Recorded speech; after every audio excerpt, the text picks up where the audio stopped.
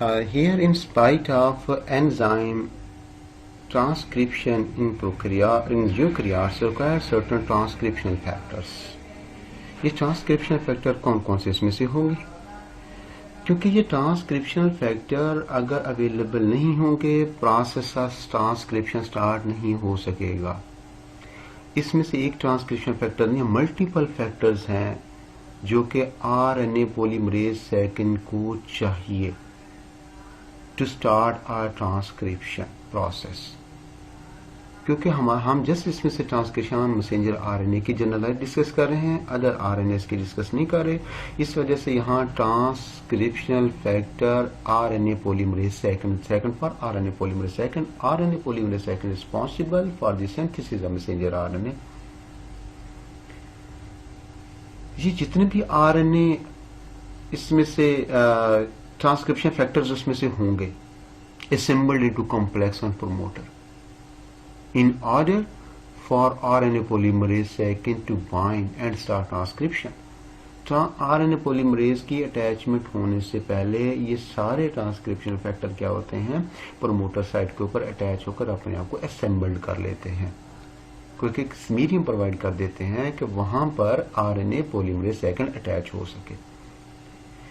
इस इवेंट के अंदर जो फर्स्ट इवेंट है इनिशिएशन के अंदर, उसमें ट्रांसक्रिप्शनल फैक्टर सेकंड डी, ये प्रोटीन कॉम्प्लेक्स है जो कि टाटा बॉक्स के ऊपर अटैच हो जाता है.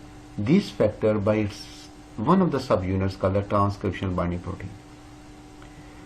सबसे पहले टाटा बॉक्स के ऊपर, प्रमोटर के ऊपर जो ट्रांसक्रिप्शन फैक्टर है, जो कॉम्प्लेक्स प्रोटीन इसको कहा जाता है, ये अपने एक सब यूनिट ट्रांसक्रिप्शनल बाइंडिंग प्रोटीन से टाटा बॉक्स के ऊपर जाकर अटैच हो गया. अब इसमें से ट्रांसक्रिप्शनल फैक्टर सेकंड ए, इसका पर्पस क्या था? ये स्टेबलाइज करता है.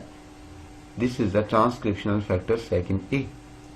ये इसमें क्या होगा, ये binds and stabilize the transcriptional factor second D TATA box interaction.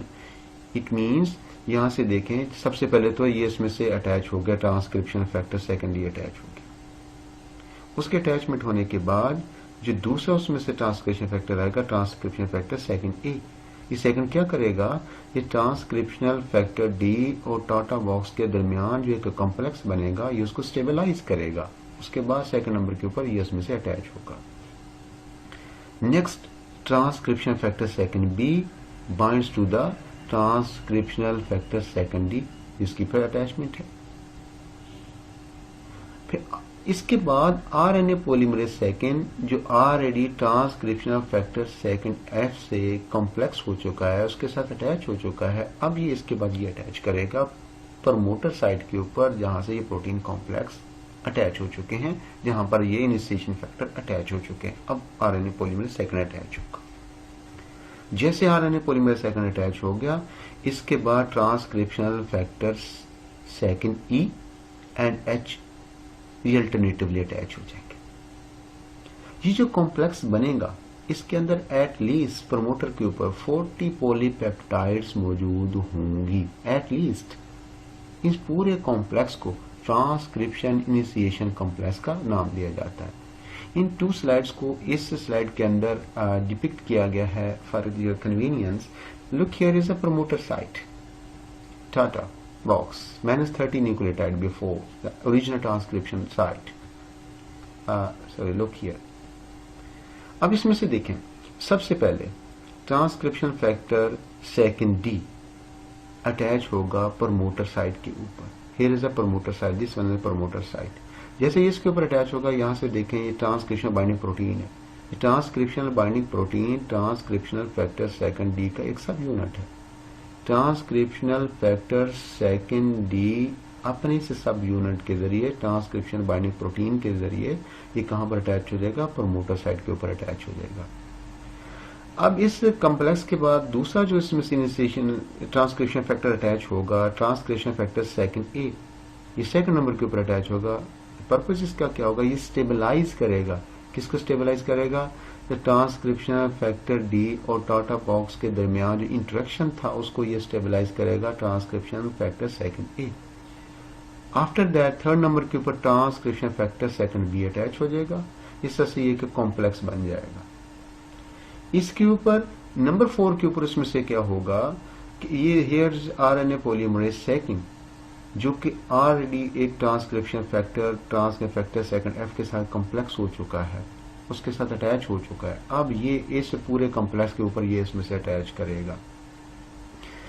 RNA polymerase second के अटैच होने के बाद फिर इसमें से ट्रांसक्रिप्शन फैक्टर सेकंड ई और ट्रांसक्रिप्शन फैक्टर सेकंड एच ये उसके साथ अटैच होंगे।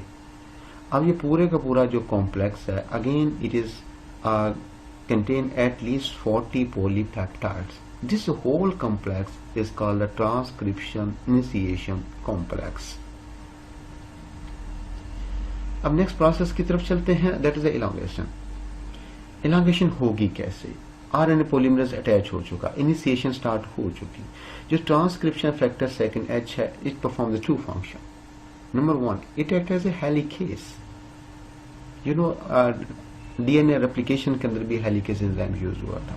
हेलिकेस एंजाइम का मतलब है it break the hydrogen bonding between the nitrogen bases of the two strands of the DNA. Helix को उसमें अनवाइंड करता है, क्योंकि जब तक हेलिक्स अनवाइंड नहीं होगी प्रोसेस रेप्लिकेशन या ट्रांसक्रिप्शन स्टार्ट नहीं हो सकेगा। वहां हेलिकेस एंजाइम था, यहाँ ट्रांसक्रिप्शन फैक्टर एच यहाँ से इस चीज के ऊपर एक्ट करेगा। और ये हेलिकेज इसमें से क्या करेगा, this helicase act as helicase, this factor required ATP for to perform its function. Second one इसका फंक्शन क्या होगा, ट्रांसक्रिप्शन फैक्टर सेकंड एच का इसमें से आरएनए पॉलीमरेज सेकंड के साथ उसमें से एटीपी को यानी फास्फोरिलेशन कर देगा, एटीपी अटैच कर देगा, जिस वजह से आरएनए पॉलीमरेज सेकंड की उसमें कन्फॉर्मेशन चेंज हो जाएगी। जैसे कन्फॉर्मेशन चेंज होगी ये आरएनए पॉलीमरेज सेकेंड उस प्रोटीन कॉम्प्लेक्स जो कि इनिशिएशन कॉम्प्लेक्स है उससे क्या हो जाएगा, डिसोसिएट हो जाएगा, ताकि ये डीएनए की स्टैंड के ऊपर मूव करना स्टार्ट कर दे। रिमेंबर वन थिंग, जब बार बार हम इसमें से फैक्टर सेकंड का जिक्र कर रहे हैं, जैसे ऑलरेडी बता चुका हूं, ट्रांसक्रिप्शन फैक्टर सेकंड का मतलब यह है कि ट्रांसक्रिप्शन फैक्टर है और इसमें आरएनए पॉलीमरेज सेकंड का फैक्टर है। थर्ड के लिए 3 होगा, 1 के लिए 1 होगा। आगे यहां से चेक लुक किया इलॉन्गेशन। कोर एंजाइम हमने जैसे पढ़ा कि इसमें से जो सिग्मा फैक्टर था वो अटैच होने के बाद प्रमोटर के ऊपर एंजाइम से सेपरेट हो जाता है, तो रिमेनिंग एंजाइम कोर एंजाइम कहलाता है। ये टेम्पलेट स्टैंड के ऊपर मूव करना स्टार्ट कर देगा। Here the template stand, this template stand इसके ऊपर मूव करेगा। जो आरएनए पॉलीमरेज मूव करता है ये मूव करेगा डीएनए की टेम्पलेट के ऊपर from 3' to 5' direction. It mean this is the 3' end इसका ये 3' एंड है, इसका 5' एंड है, इस डायरेक्शन मूव करेगा। जो आरएनए इस कॉम्प्लेक्स के दौरान बनेगा वो 5' टू 3' डायरेक्शन के अंदर बनेगा, आरएनए इस फॉर्म में बनेगा। अब इसमें होगा क्या, जैसे इसमें से इनिशिएशन कॉम्प्लेक्स हुआ, इसने डीएनए के वहां पर डीएनए अनजिप हो गया, उसमें से ट्रांसक्रिप्शन बबल होना स्टार्ट हो गई। ये ट्रांसक्रिप्शन बबल आरएनए पॉलीमरेज की वजह से बनी है। वो आरएनए पॉलीमरेज आगे की तरफ उसमें से मूव करना स्टार्ट करेगा। इस बबल से आरएनए पॉलीमरेज बनकर बाहर बनकर निकलना स्टार्ट हो जाएगा। सबसे पहला एंड जो मैसेंजर आरएनए का इस ट्रांसक्रिप्शन बबल से बनकर बाहर आएगा, which is called the 5' and. Ultimate ये प्रोसेस कंप्लीट हो जाएगा इलॉन्गेशन का। अब प्रोसेस आ जाता है टर्मिनेशन का। टर्मिनेशन प्रोकैरियोट्स और यूकैरियोट्स दोनों के अंदर डिफरेंट होती है। अब देखें इसमें से टर्मिनेशन अगर प्रोकैरियोट्स के अंदर देखते हैं, किसी भी जीन के एंड के ऊपर वहां पर स्टॉप सिग्नल्स आ जाते हैं जो प्रोसेस को टर्मिनेट कर देते हैं, आरएनए की सिंथेसिस को स्टॉप कर देते हैं। अब जो सिंपलेस्ट स्टॉप सिग्नल्स हैं प्रोकैरियोट्स के अंदर, GC base pair followed by eighty base pair, तो उसके बाद आरएनए जो बनेगा वहां पर इस रीजन के ऊपर वो हेयर पिन लूपलेट स्ट्रक्चर बना लेगा। हेयर पिन लूपलेट स्ट्रक्चर के बाद 4 या मोर इसमें से यूरासिल के न्यूक्लियोटाइड अटैच हो जाएंगे आरएनए के साथ। जो hairpin loop like structure क्या करेगा, ये इसमें आरएनए की सिंथेसिस को स्टॉप कर देगा।